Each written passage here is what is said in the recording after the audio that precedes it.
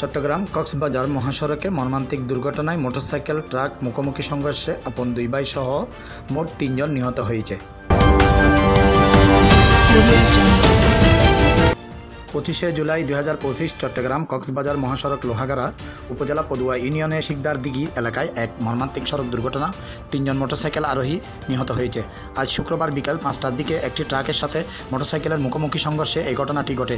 নিহতদের মধ্যে 2 জন আপন ভাই। তারা হলেন সাতকানিয়া সদর ইউনিয়নের বারোগুনা সাহা আকামুদ্দিন পাড়ার বাসিন্দা মোহাম্মদ হুমায়ুন ও মোহাম্মদ মামুন। তারা তামাককুন্ডি লিনে বণিক সমিতির আওতাধীন সিডিএ মার্কেটে ব্যবসায়ী ছিলেন। তৃতীয় জন নিহতর পরিচয় এখনও নিশ্চিত করা হয়নি বলে স্থানীয়রা জানিয়েছেন। ঘটনার সময় মোটরসাইকেলটি মহাসড়কে চলাচলকালে বিপরীত দিক থেকে আসা একটি ট্রাকের সাথে প্রচণ্ডভাবে ধাক্কা লাগে। এতে চালক ও আরোহী মৃত্যুবরণ করেন। ঘটনাস্থলে তাদের মরদেহ উদ্ধার করে পুলিশ ও ফায়ার সার্ভিসের কর্মীরা।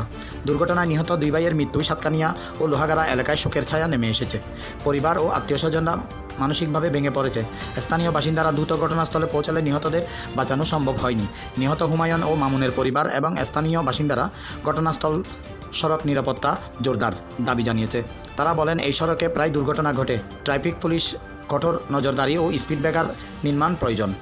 গত কয়েক মাস চট্টগ্রাম কক্সবাজার মহাসড়কে এটি প্রথম নয়, বরং একাধিক মৃত্যুর ঘটনা ঘটেছে।